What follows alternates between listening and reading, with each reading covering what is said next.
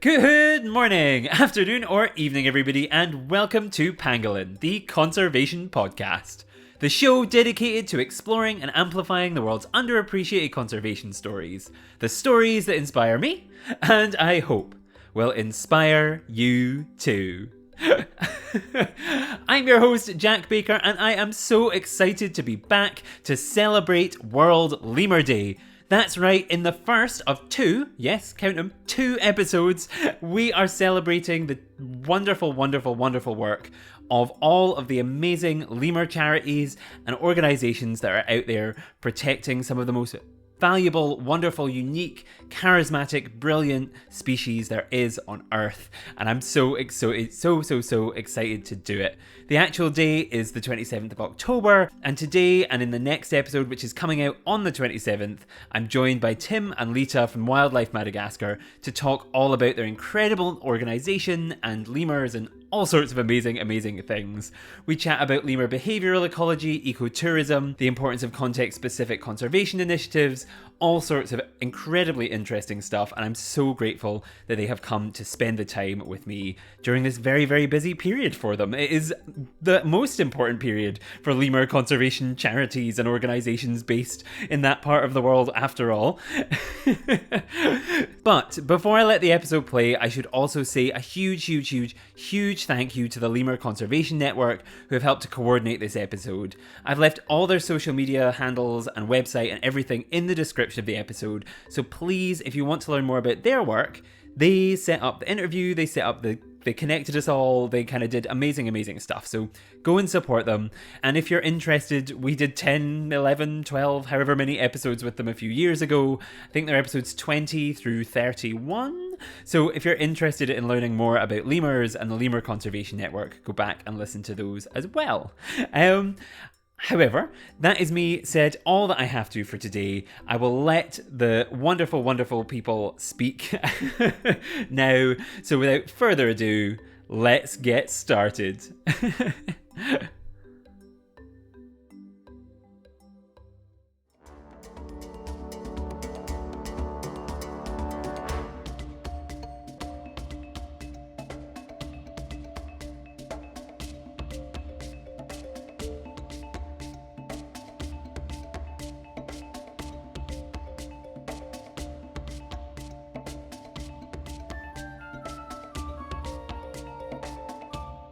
And welcome back to the show. Today I am joined by Tim and Lytah from Wildlife Madagascar. They are here to chat all about their experiences with Lemur Behavioural Ecology. We're going to talk about ecotourism, community programs, as well as all things to do with their organisation to celebrate, of course, World Lemur Day, which is coming up later this week. So thank you so much for joining me today, guys. Thanks for having us. It's great to be here. Really happy to be here too. Yes, it's so exciting to finally kind of get to chat to you. It's been a couple of years since I think I did my last lemur-themed episode with the Lemur Conservation Network, and so it's great to kind of have you guys here now to celebrate kind of this month all again, because it was wonderful last time, and I think all of the listeners loved it, and will love to kind of chat all things lemurs again. I guess to get started, I always give you a brief introduction, but I always think that like, you know yourselves much better than I know you. So I wondered if you wanted to introduce yourself to the listeners, maybe tell them a little bit about who you are and what it is you do. If we start with Tim, do you want to go first and then we can kind of move along the line? Sure. I'm Dr. Tim Eppley. I'm the Chief Conservation Officer for Wildlife Madagascar. I basically have been interested in primates my entire life and just fell in love with Madagascar and lemurs during a study abroad trip, actually, and have carried on that work in Madagascar through my master's and my PhD and through some postdoc work. And now I'm excited to start this chapter with Wildlife Madagascar. Perfect. That is, yes. And I think that sets up perfectly a couple of things I'm going to ask you about throughout as well. So that's brilliant. And yes, secondly, but no less important, do you want to tell us a little bit about yourself as well? Okay, so here, guys, you have to remember this very long Malagasy name, which is really important, though. But So my name is Lytah Razafimahefa. So I'm 100% Malagasy, as far as I know. Yeah, and my parents didn't say the any other thing about it. So born, grew up, and studied, and live in Madagascar, and where I actually work. So I'm the co-founder and co-executive director of Wildlife Madagascar. We're also taking charge of the ecotourism as the chief ecotourism officer. And on the other side, I'm also tourism expert consultant on tourism development and destination marketing and helping tour operators and destination, to be well known and to match the right product, tourism product with the market. And I'm also very, very on with tourism leakage and the linkage, in terms of the business, doing business, and as well as community-based ecotourism. No, that's fantastic. And actually, what is really interesting, I think, to me, and I think is going to be really interesting for the conversation, is like when we kind of first looked at doing this episode, I think I was put in touch with Tim first, and I think what's really interesting is when he suggested kind of, oh, we should have kind of multiple guests on. I think that's really interesting because both of your specialities are like around the same themes, but very different. So it'll be interesting to kind of see your different takes on things. And I guess like the first question that kind of leads me to, I suppose, is like, obviously both of you grew up very different places with very different focuses. And I wondered kind of how you both became interested in kind of conservation and lemurs more specifically, I suppose. Like, I guess we'll keep going, take it in turns. Tim, do you want to start? Like, how did it come to you? Sure. So I grew up in Michigan, so in the northern part of the U.S. I always had an interest in wildlife, and while I always liked primates, I lived in the U.S., and so in Michigan there wasn't an opportunity other than going to the zoo. And I would actually end up. It's quite weird, but I would walk around the local parks and I would actually like take notes on squirrels and groundhogs and do that sort of, that sort of stuff that I would eventually be doing as my career later on.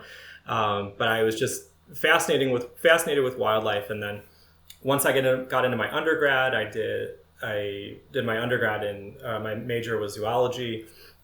I had this opportunity to take a study abroad course in Madagascar. And that's really where I fell in love with the country and with lemurs in particular.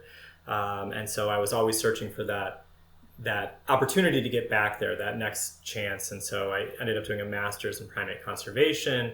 That first trip really exposed me to a lot of different areas of Madagascar and seeing what was happening on the ground and how you have this incredibly biodiverse and endemic fauna, yet it's every little forest fragment you go to has a different collection of species and a different assemblage. And it was fascinating yet really sad. And so I really wanted to focus on, what sort of conservation work could we do? How do we take research on these animals and turn that into positive actions for their conservation? Mm-hmm. Mm-hmm. No, that's really interesting. And it seems to be, because I remember when we recorded the last series of this kind of talking all about Madagascar, I think there must be something really special about the kind of, or enchanting about the species and the experience of going there and seeing them, because the number of people I spoke to who work for organizations who kind of came from the US or other places went and then were kind of enchanted by these amazing creatures and things that like are so different from things that they would see at home. Like it must just be like something to do with like, yeah, I don't know whether it's the difference or whatever it is, but it's clearly working for a lot of people. Yeah, there's only so much you can get from a TV show or a documentary or reading a book. And, yes, there's lots of places around the world that have incredible biodiversity or that are considered biodiversity hotspots and have all this incredible endemic fauna and flora. But something about being in Madagascar and seeing it firsthand and seeing the pressures that these species are up against, including the people. The people are under a, there's a lot of issues that are occurring in the country that are putting themselves and the wildlife at harm. So there's just something about it, though, that ends up being magical and makes you want to return there. And that's why, yeah, it's just what Lytah does as a tour guide is incredible, because he's able to really portray that beauty of Madagascar, and he gets people to come back. It's not just a one-off trip to this magical island, but it's that's the first of many trips that they'll end up taking because of amazing guides like himself. And I guess that is a perfect segue into Lytah. Where did your kind of passion for wildlife come from? I suppose because when it's so different, maybe like it's amazing and like stands out. But if it's something that I suppose is more you're around more, or you're more like aware of, how did you become so interested and like want to preserve it and kind of introduce more people to it? Where did your story kind of start with that? When you were a tour leader or a tour guide, and you've never, like, you didn't expect that to happen to you. I'm from a family, like who was never able to go somewhere on vacation. When you were from a very modest, almost like a poor family, and that you try just to live your life like every single day with your friends. And then when it comes up to an opportunity, like to take you around the country, and then you fell in love with that, there are only two things that you have to decide about. Either you show it off or you keep it secret for yourself. So I'm the one who decided, like, okay, I'm going to show it off to the world. And the world actually brought me into that world of, loving the animals and wildlife, because I was kind of like, what are all those tourists, like doing and coming to do and to see in Madagascar, because I've never seen that. I've never been out to see it. And every time you see on their eyes, like they're marveled with everything. They spend a lot of money. They go from very far to get to here. And I was like, okay, this country must be really amazing. And it is really amazing. On my very, very first trip, just like, okay, wow, this is just spectacular. Like everything you look at is kind of like, wow. And I used to be like animal. I would really put this in between. Like, I'm very intrigued with why does chameleon can change colors? What do they have in their body? Maybe I should have become a surgeon or something like that, but it didn't happen. And so I ended up with some tourism graduation, which was my fourth choice after the high school. And why conservation? When you have something so precious, you take a responsibility as a Madagascar citizen. Like, okay, this is not only your heritage, but this is also a world heritage. And as long as you can take people to see that, and help them to travel back to your country, or to speak to other people about it, you are the ambassador of your country in tourism wise, and you have a responsibility, to sustain that interest with people, because you cannot speak about conservation without sustainability, and sustainability that entails major actions of responsibilities, and you cannot wait for people from abroad, to take care of what you have in your own house and in your home. You have to do it first. If you respect it, then people will do so. If you love it, then people will also like do that. And this is like all the mixture of a new mindset and mindset. Remember that I spoke at my introduction about linkages and leakages, on tourism.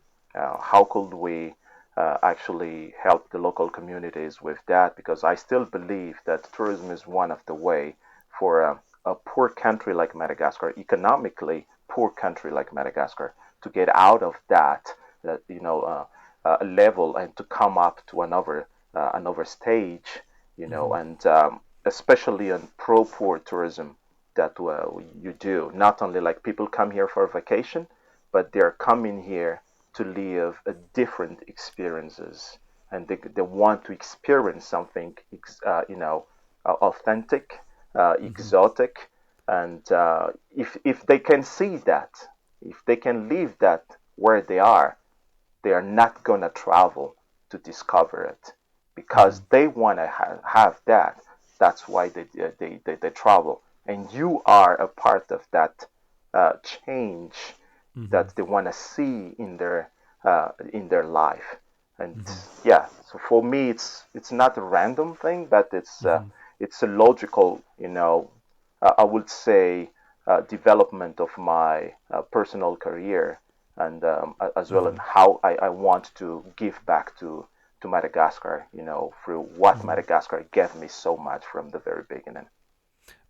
No, that's fantastic, and it's something I guess really relatable, I suppose, for me, because when I think I work in education and environmental education, similarly, I guess, to kind of with tour groups and things, and there's something I think really exciting, even like in the Scottish context, people don't necessarily think of there being wildlife. But then you think about the Scottish wildcat, and there's capercaillie, and which is a fantastic, brilliant, quite scary but brilliant bird. There's these amazing kind of like beavers and all sorts of stuff. So I really get that kind of like, falling in love with the stuff that's right there in front of you is so important, and then showing it off to people and being like, this is amazing, you should come and see it. Especially if it's stuff that people don't understand, or maybe they think they understand, or it's completely new to them. It's fantastic.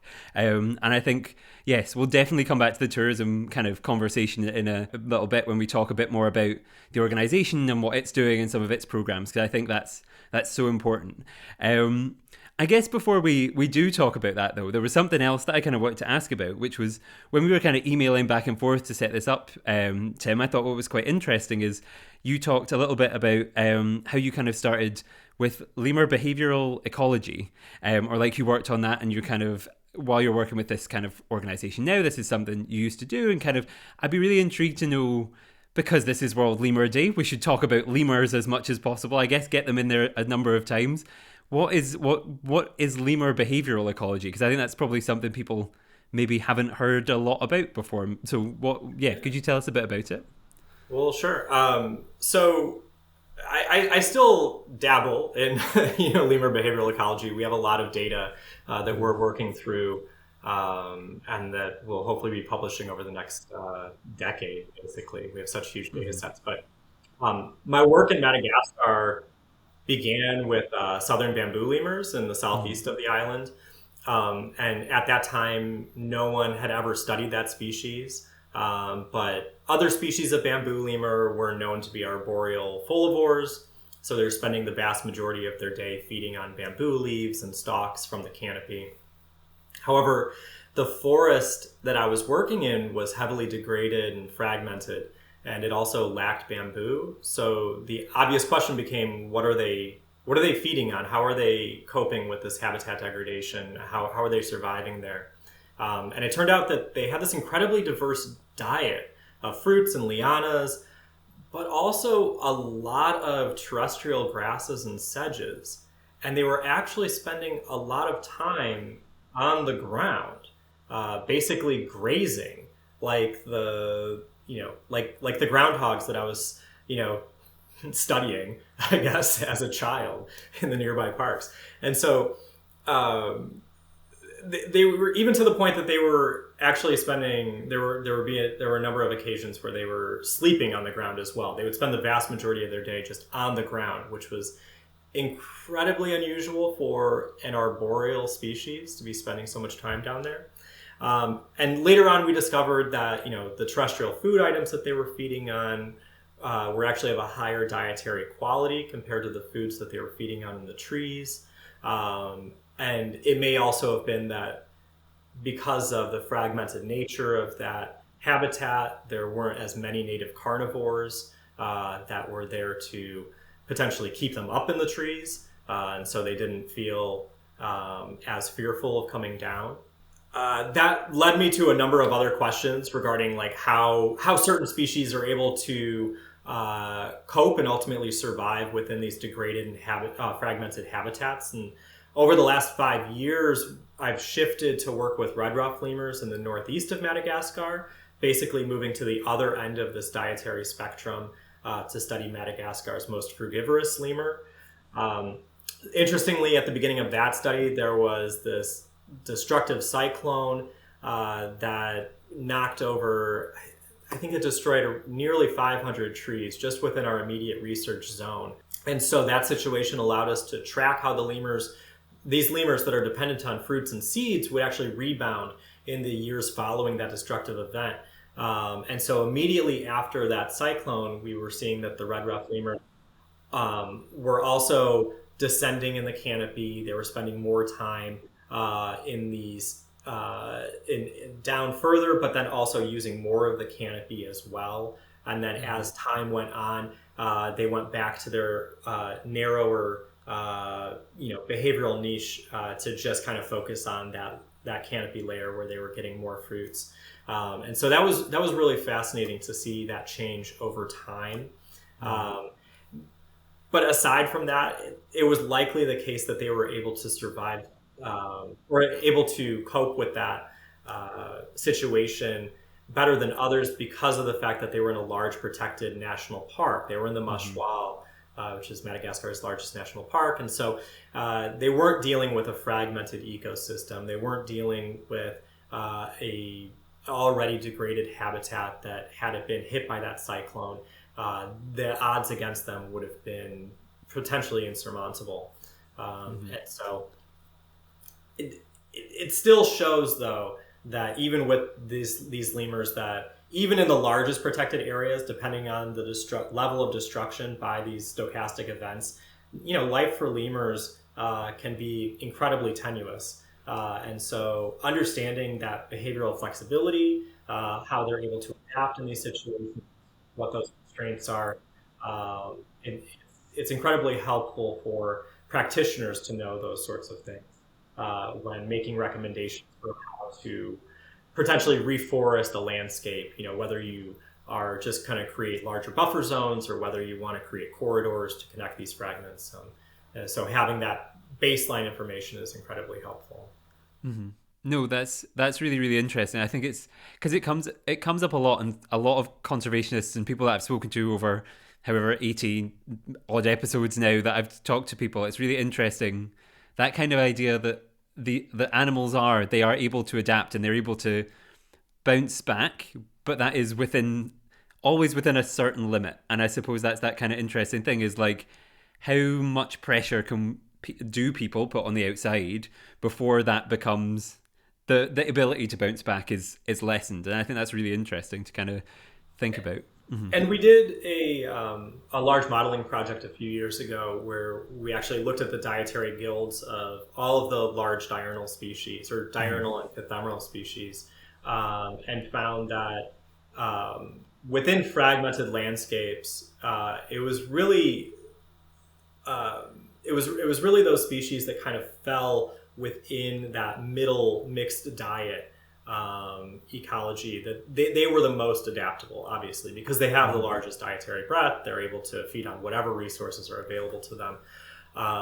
And with the folivores, the strict folivores, even though there's leaves in most of these areas, grasses and other items, they were incredibly constrained to a degree, as much as the species that were only focused on fruits, which I thought was pretty interesting. It wasn't that you go from folivores being the most adaptable and then kind of down the line, but it was really those species in the middle with the mixed diets that were the most adaptable within these areas. But this information, these data that we haven't yet published on red ruff lemurs, I thought it was really fascinating that that that change was really quick. They were able to cope within those first few months with all that destruction, basically not having any food items available, and then just kind of get right back to normal where we would expect them to be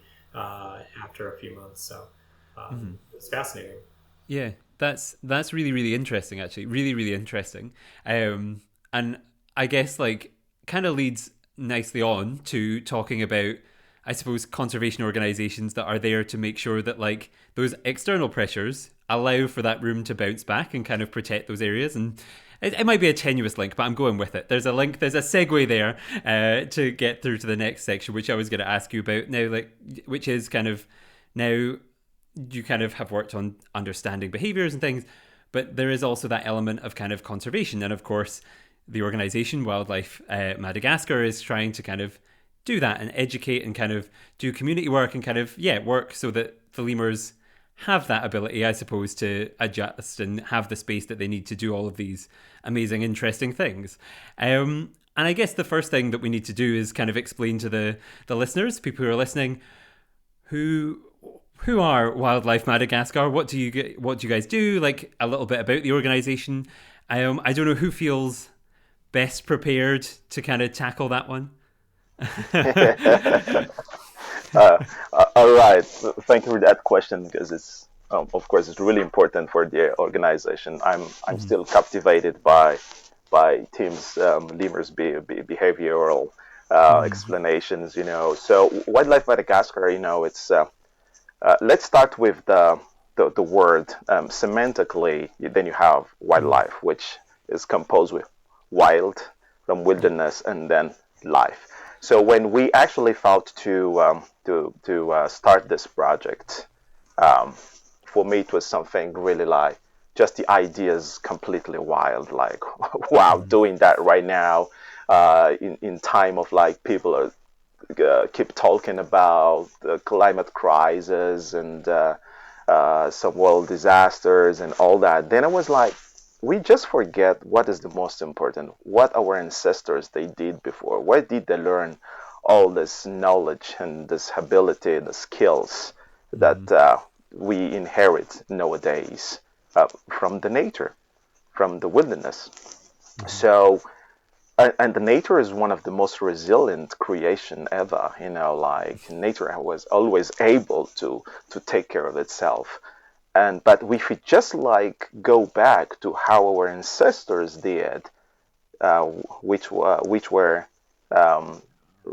looking, listening, and feeling a lot from nature and wildlife, and get a lot from that, and to adapt that into their life. So Wildlife Madagascar is almost like this, a combo of all that. It's a mixture of like people from different countries, from different expertise, and from two people like myself and our president and the co-executive director, Mrs. Deborah Erickson Mills. After working on many years on marketing and conservation, myself since 2006 working as a tour guide and tour leader, on tourism, helping many operators, to improve their tourism business. So I was like, okay, why don't we just come together and try to build something, like realistic. We are not gonna like renew and what has been done by many before us, and they have done such a tremendous work, amazing achievements in the country. How can we at the same time innovative, and how can we as well like prepare the future, like to sustain with what we plant today will be a seed that is not only good for the land, for the soil, but as well as for the people. So this is how Wildlife Madagascar actually found its source. That's actually like the roots of this organization. In the other hand, we have to work with something, like not greenwashing or brainwashing people, but what are you guys really doing? So we are actually sitting upon three main poles of work. First of all, of course, is the conservation, as I said, because there's a lot of research to be done, and assessment to be done, surveys on what has been done so far. The second one will be a combo of tourism, ecotourism, and education. So I really like split that in three different columns that we're going to probably talk a little bit more about that later on. And the third one will be agriculture. So what is the risk for nature resources today? People are starving. Population is growing, and we need food. We need to feed our children. We need to feed people. And where are we going to find that? Where we can plant those? It's not in the space, not yet. It has to be on Earth. And then how could we balance population growth with as well, like to sustain natural resources? And so this is why Wildlife Madagascar picked the name Wildlife and Madagascar, because we're going to do it in Madagascar for now. We don't know yet in the future, but it has to start over here. And this island is large and big enough, to do it. That will really keep us busy for really several years. So this is actually what we are about. And all that will tell you and to our listeners, like, it's all based upon the local community. Human being first. If we forget human beings, then whatever we do on nature and wildlife and conservation, the ecology, that for me, it has no sense. Everything has to come from that core, and this is why we are over here. No, that's really, really interesting. Really, really interesting. And I think there's so many. I'm now in that stage where I'm like, there's 100 questions, follow-up questions I now want to ask.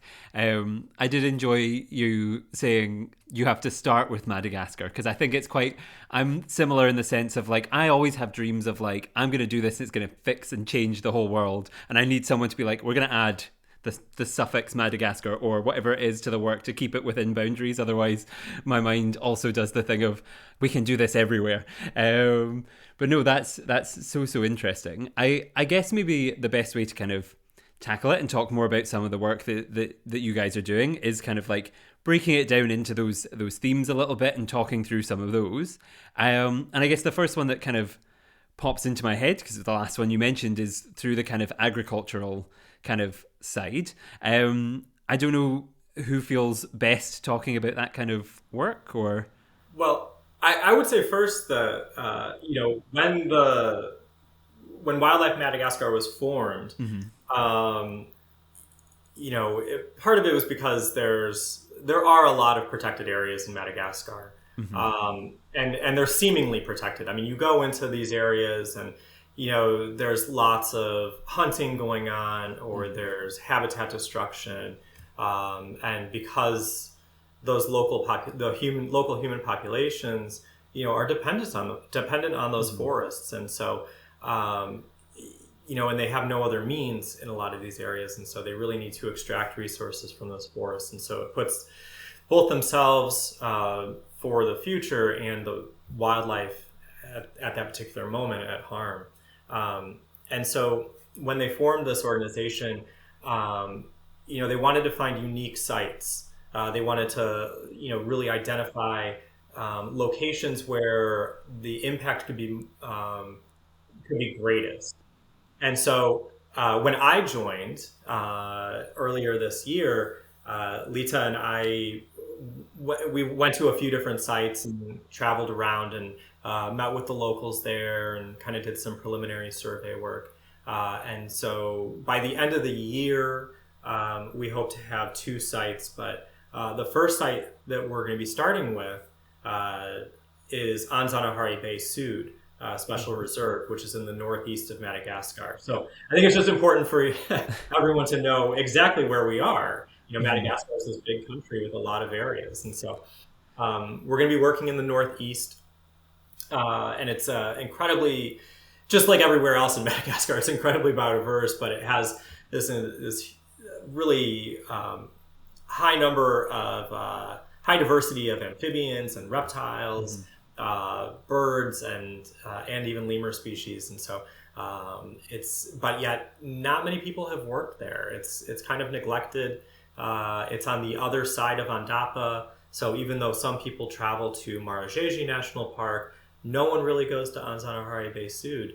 And it's quite unusual because there's greater lemur diversity in this other nearby site. You can go and see Indri that are all black color morph, in addition to silky shafak, which you can also see in Marajeji, but there's no Indri in Marajeji. So, we really wanted to focus on a site that where we could make an impact for the biodiversity, really develop ecotourism, and then work with the local communities, because the western boundaries of that site, ASSR, which is the easier way to say it, those communities don't have much. Most of those communities, as we walked through that special reserve, there's a road, and we counted nearly 300 people with, just loaded down with sacks of rice that they were going to Andapa to go sell.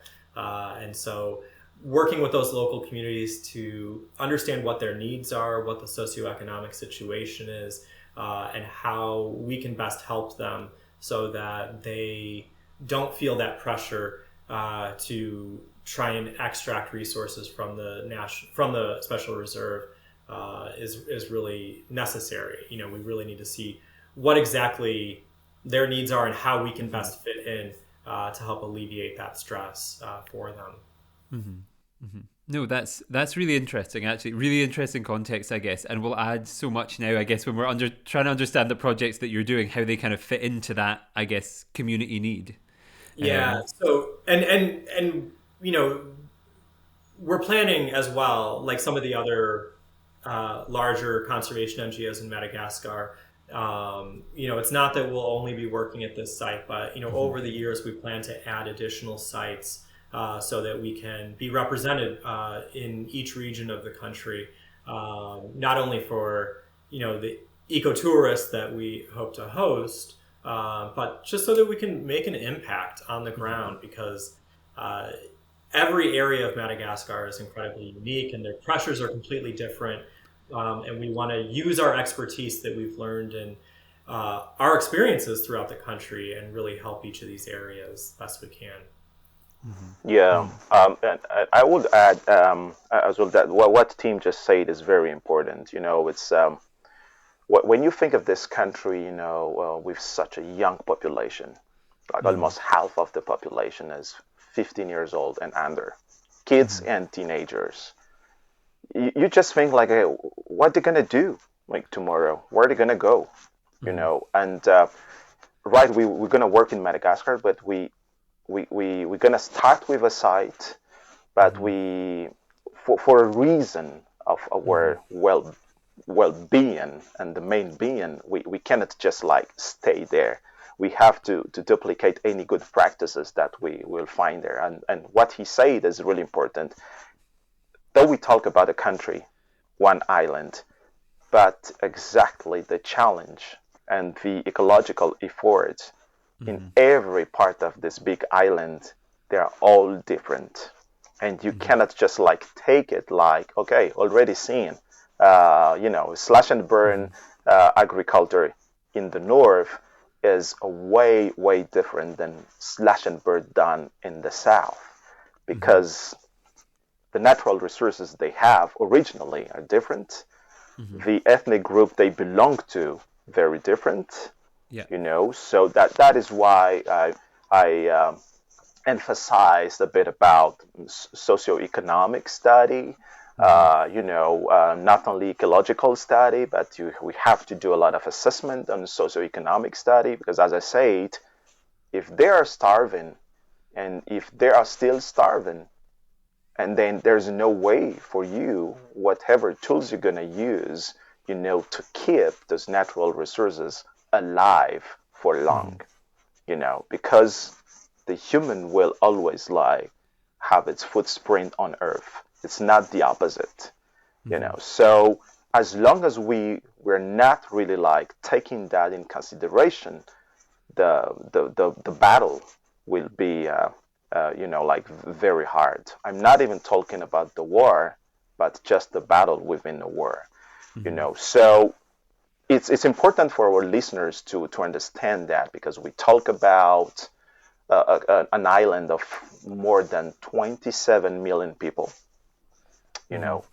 What's remaining is only about 7 to 9% of original forest, from dry to humid forest. So in terms of the science will probably say, how many years do we have left? We don't want to have the same experience as the Easter Island, or what's going on in other countries like Haiti today, like overused of the natural resources. So what we have left, the small but precious, we got to find a way how to keep that sustainable in the maximum way. Yeah.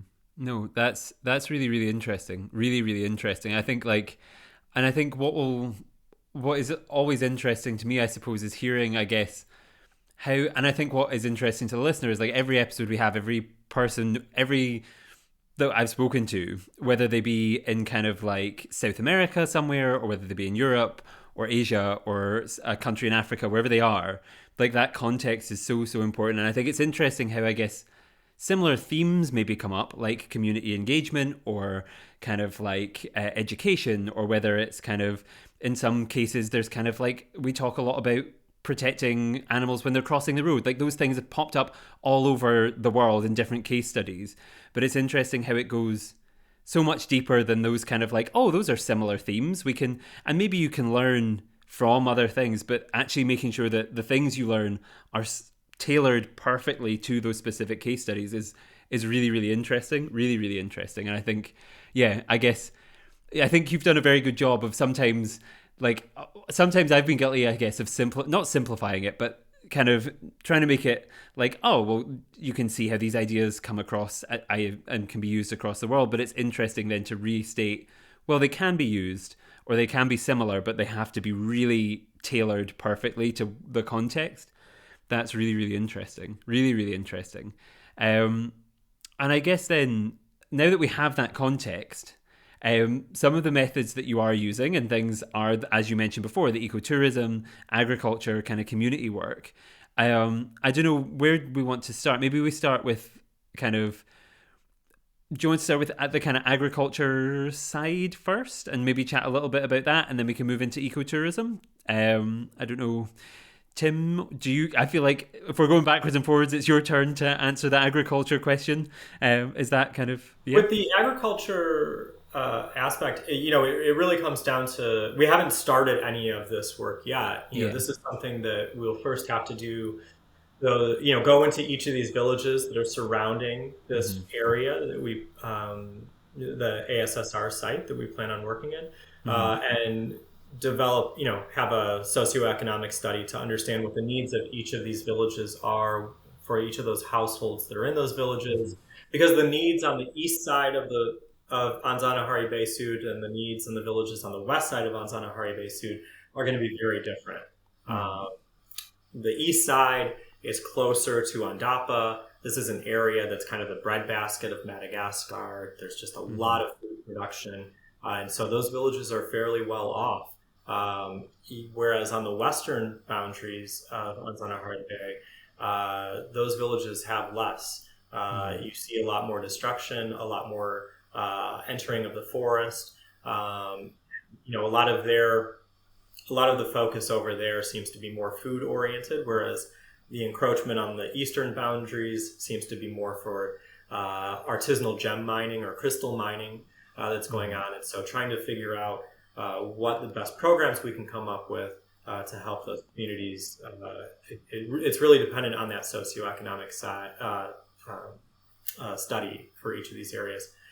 In terms of agriculture, improving agricultural output in each of these areas is going to be important, even if they're relatively well off on the eastern side.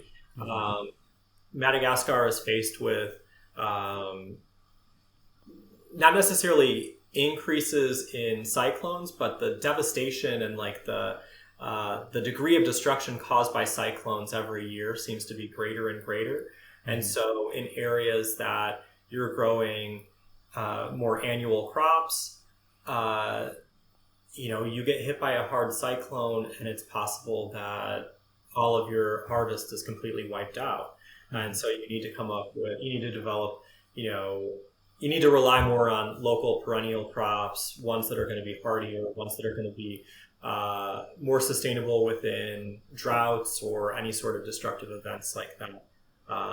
And so, it's possible that there are local species that just haven't been looked at enough, whereas certain villages may be more dependent on crop species or crops that were brought in by other people because they seem to grow very well there, but there may be better options that are locally available in that area. To that point, one of the things that I had worked on or collaborated on with my previous position when I was working in Mashwal and in the southeast and Wahela, was working with secondary, which are a type of bug basically that is naturally or occasionally eaten by local Malagasy, but I work with Dr. Courtney Borgerson and her group at Montclair State, and they work with local communities and teaching basically holding these workshops on teaching local communities on how to harvest them, how to farm them and harvest them on these bean plants. And so setting up these communities with those as an initial step of helping to offset the amount of time need for extracting resources from the forest, or to decrease lemur hunting in these zones that are right on the periphery. It's been shown to be really beneficial. People really love these secondary, these bacon bugs, because they taste like bacon. So why wouldn't people be enamored with them? And so I think that's in addition to these socioeconomic surveys, but doing the secondary hand in hand with that, before we get into the actual farming field schools or farming training center sort of stuff, is really a good first step. Mm-hmm. Mm-hmm. That's really interesting, actually. Really, really interesting. Lytah, did you have anything you wanted to add there, or because I saw you shifting? I didn't know if that was you adding something, or just thinking, or just getting comfortable. No, it's such a good to mention to our listeners that Madagascar is one of the main rice eaters on Earth. So that goes like roughly about 135 kilograms of rice per person a year. So that's a lot. Yeah. So the socioeconomic survey that we want to do, and what Wildlife Madagascar want to be specific with, is what is also the link of that with the wellness of those people. When you speak about wellness, that's also like their health. Yeah. When you are in a country with a very low health care, then you have to go through like, okay, what do they eat? Is that good enough for their health in the area they live, geographically, geologically, relatively? Like, is that good enough for them? Do they walk enough, like to burn all those sugars in the body? Could they be more productive, by eating those kind of food instead of like eating meat? Could they find out some alternatives with proteins, and so all that kind of linkages. Again, I go back to that crucial words. That's very important. Because then you are not just like coming there as a new organization, bringing the miracle solution to the people. No, but just with something that you could explain to them, like the why and the how, like they could or they can adopt new techniques, a new food, because Madagascar society is very binary. We have the tradition, and we have what we call like the, let's say, I wouldn't say the West, but just the how we call development or new society. The tradition is still stuck on the Malagasy people. You cannot really like get rid of that because it's our identity. Then how can we match this tradition with like a new techniques, new knowledge, some creative mindset, and as well as a visionary mindset as well with the local people. So it's not only about talking ag as food, but talking ag as a way for people to step forward into a change and development, amelioration of their daily life and all that. That's really, really interesting, actually. Really, really interesting. And I think what it's had me thinking about the whole time you've been kind of talking about this project and how, like, there's so many steps and thoughts and things that need to kind of go into that. And I guess, like, what it's making me think about is when you have a kind of idea like this, it's kind of working with local communities and it's working with kind of groups of people. When you have something like the tourism, ecotourism work, obviously that then adds an extra factor into it because you don't just have the people who exist within the spaces and that live their lives there and kind of face these issues on a kind of day-to-day kind of basis, and kind of you also then introduce another group of people, which is of course people who are coming in and they're learning about the place, they're experiencing the place, they're falling in love with the place. And I guess like what I'd be interested to know is how ecotourism and this kind of place that like there are these issues that you need to confront with the kind of like health and well-being and agriculture, and how does your work on ecotourism, I guess, come into that picture as well? Because they're seemingly quite different things. So how does that kind of work on that side as well? Yeah, so ecotourism, I will use the word tourism first and then ecotourism because, like for the society like in Madagascar, understanding ecotourism will be for them just like, a complex word and the complex science that you just like, build up and kind of like to impress over people. But I will put this in two columns. Yeah. First of all, people, when they see tourists, through my experience, for 17 years as a tour guide, they see with tourists like money. Tourist means dollars. Tourism means euros. They don't see something else with that. They expect like tourists will change their life. That this tourist, the single one that will maybe come back or will never come back, that will change their life, not the effort that they're making or that they're gonna take, but just that tourist. In the second one is like tourists are seen as foreigners. Madagascar is a former colony country. So that's stuck in minds of many people in the countryside, like foreigners means colonization. So this complexity of that equation is not easy, to resolve. So there we, as Wildlife Madagascar, we are thinking and we envision, like to build these two columns. Like first of all, the community-based tourism has to be linked with a community-based conservation. Yeah. All right.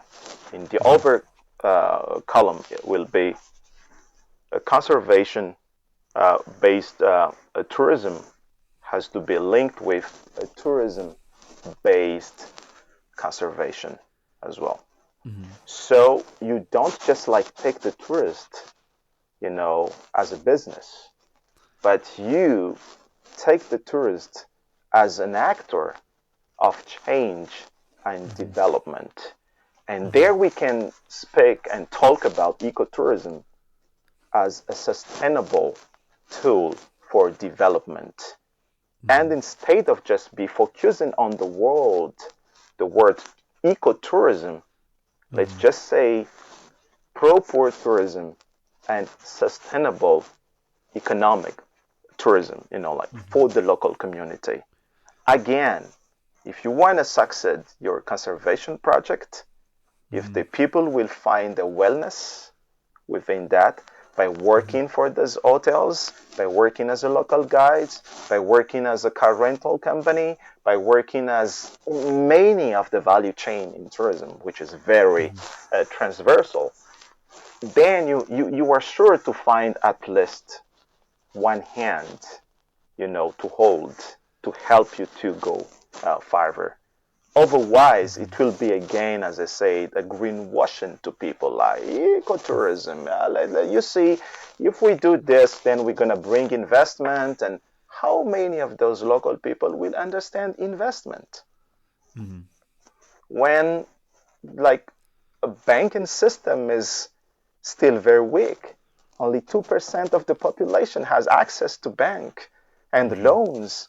They would not, they won't understand that.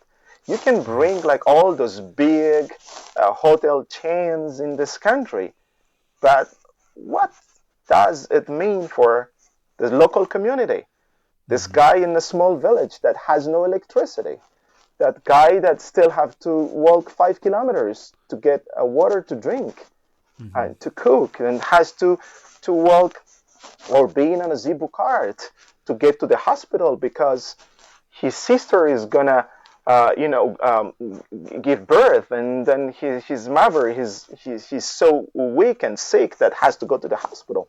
And that's all the kind of I would say fostering points to consider when you do this conservation and ecotourism. And this is what we would like, and we're gonna try to do. I really insist on that. We're gonna try to do it because, yes, we are not the first NGO on conservation in this country. We won't be the last one. The local people has seen so much than us. But what could then build up this trust, between local communities and whatever you're gonna build in there? You can have eco-lodge. You can have a great restaurant. You can really fly with helicopter some high-end tourists. But what does it mean to a local people? What every single US dollar or euros or any foreign currencies spent on that tourism will bring to the local people? Will we be able to multiply that to change the life of a household? That's really, really interesting. Really interesting. I don't know. Before I ask it, because again, so many questions that I could ask. Tim, did you have anything you wanted to add to that, or anything else to? I mean, Lytah's the tourism expert, so Yeah.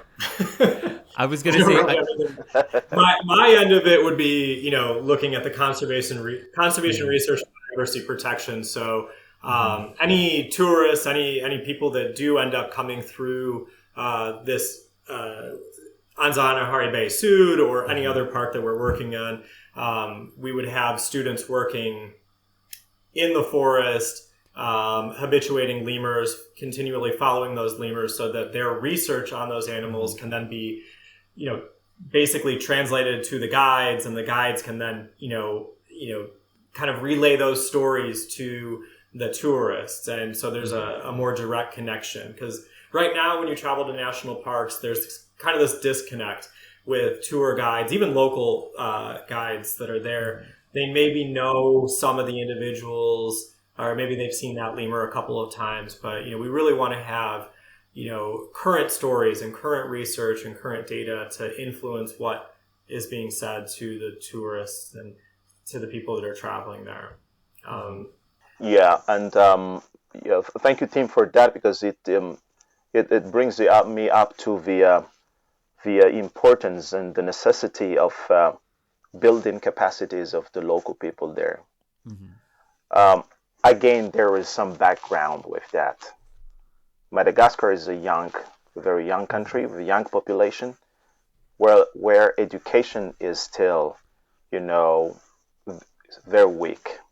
Only like 10 to 7% of those youth will be able to go to university.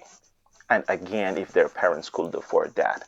and I know what I'm talking about because I'm a part of that. When your parents can really come to you and say, sorry, son, because we cannot financially support, we no longer support your, your school. And then you're really like, wow, I still want to go, I still want to do it, but then I can't. And then you have to go and find something else like to do. So we do not have a special or specific school or college or institute on like tour guiding, for instance. I'm a self-made tour guide. I'm just like a nature enthusiast. I'm also a very keen amateur photographer. So I just love what I do, and I'm really passionate with that. So one of my motto is that we cannot be perfect, right?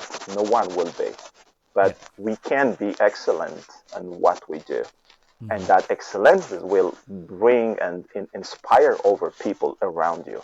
Because if you cannot inspire, then what you are doing is no sense. So this is what a part of that ecotourism a project that we're gonna run. We'll have this building capacities of the local people.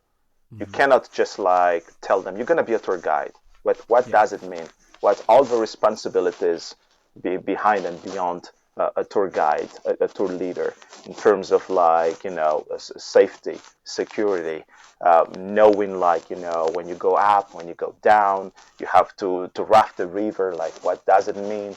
Do you have those skills? So you have to bring all that to those local people, and education is as an over part of that, from primary school up to the high school. Like educational environmental education, how to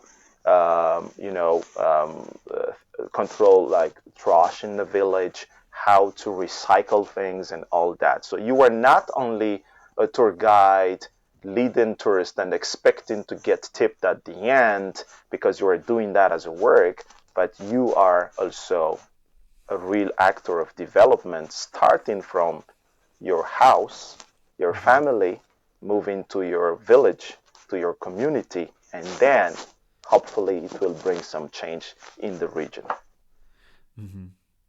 That's incredible, actually. Really, really, and it's a really, really interesting way of thinking about it. A really, really interesting way of thinking about it. And I guess, we have raised. I have just noticed the time, and I've noticed how long we've been talking, and we've raised so many things where I'm like, I feel like we've probably left the listeners with more questions that they're going to want to help you answer or try and answer themselves or whatever than answers. Because like I do not envy you having to try and work all this out. It sounds like there's a lot to be done, but it's interesting how much like kind of thought and how the different things all interact with each other. I think it's really, really interesting how these ideas all kind of slot together. It's really, really interesting. And a lot of conservation organizations, when they're just getting started out, they focus just on one of these aspects, and they kind of go all in on that. And we're attempting to, we really see this as being, a very large organization, and so we're starting large. Those three prongs basically, of sustainable development and enhancing agriculture, then the tourism development, and then the conservation research and protection. We want to do all of these things at that highest capacity that we can. And so it's a lot. it's incredibly stressful. But we feel that we have the expertise, and we have we we have the craziness to just try and do it. We are crazy enough to think of like that we could do it. No, I would say be ambitious, because you have convinced over the last hour. I've been totally convinced that you can do it. So you talk a big game. So I think hopefully it's gonna all work together. I think it's really, really interesting, and I'll be interested to see in a couple of years down the line we can have you back on and we can get an update and see how the plans have changed or what's kind of going on, because it sounds like, yeah, there's so many interesting things going to happen. I guess though that does kind of unfortunately bring us towards the end of our time.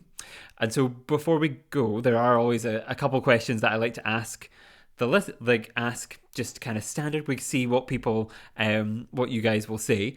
And I guess the first one is always how can the listeners, because I feel inspired, also the listeners and me, how can we support your work, and what can we do? Is there things that we can follow? Is there web pages? Is there places to donate? Is there things they can contribute to?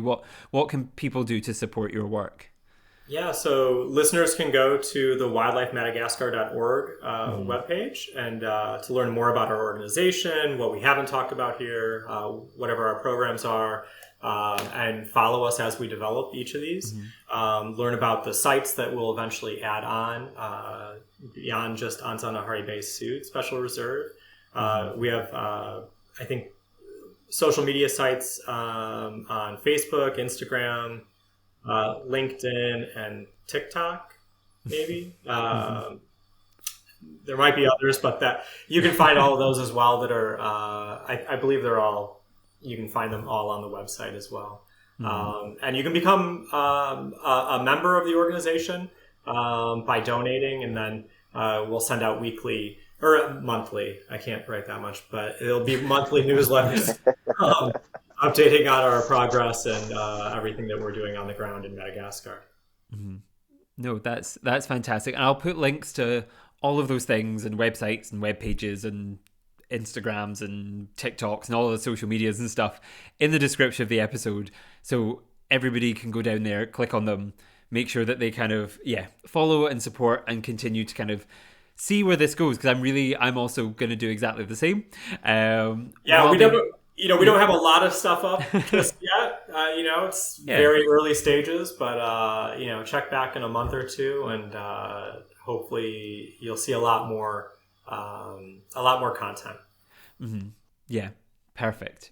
And I will put, of course, I now have to do this shameless plug of myself and say all of the podcast social media will be down there too. So if you're on any of these websites anywhere, follow @Pangolin Podcast. We're there as well. And we'll be posting, and I'll share to anyone who already follows us.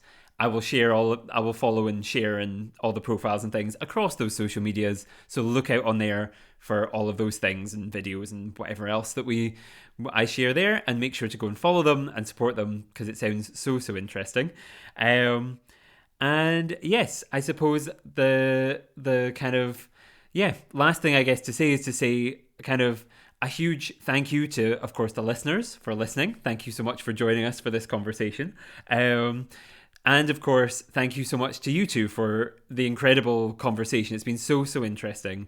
And I hope has got people into the World Lemur kind of month celebratory mood to kind of learn more and do more. So thank you so much for both of your time. It's been so interesting to talk to you.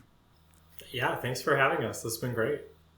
Yeah, thank you very much, Jack, and good luck for this Pangolin podcast. It's a great initiative, and will help people to raise awareness and knowing more of the wildlife and the nature around us. As you know, for Lemur's Day, for instance, like people probably seen many lemurs in zoos, and they think like there are still so many lemurs, still alive.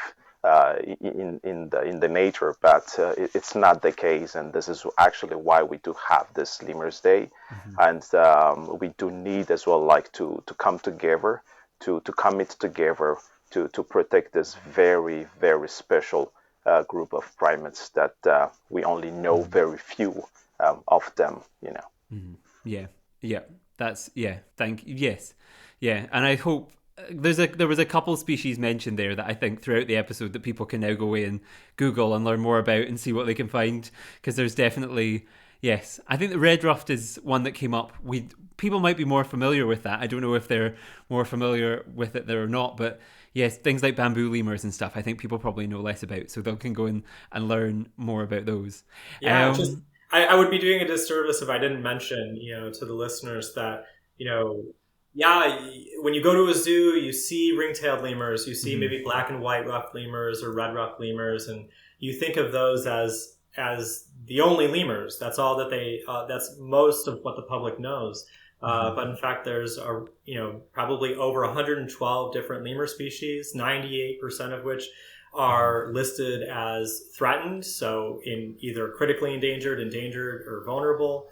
And so there's this incredible diversity of lemur species. And yes, go learn more, go find out more about these different lemur species and where they're at. And many of the more unique ones are not found in any zoos at all. And so just having that knowledge is really important to know what an incredible place Madagascar is and why we need to save it. No, that is fantastic. Fantastic. Thank you all so much again for listening. Thank you two, for your incredible contributions. I'll, of course, put all of the links to your work in the description of this episode. Please, while you're there, follow us on social media. We're at Pangolin Podcast. Please follow all of the other amazing organisations that we've had on the podcast to talk about Madagascar and all of that stuff. Follow all of them. Lemur Conservation Network, Conservation Fusion, all of these brilliant people. Go back, listen to the old episodes, do all that sort of stuff. Subscribe to the show. And yeah, until next time, goodbye everyone. Goodbye. Bye. Bye.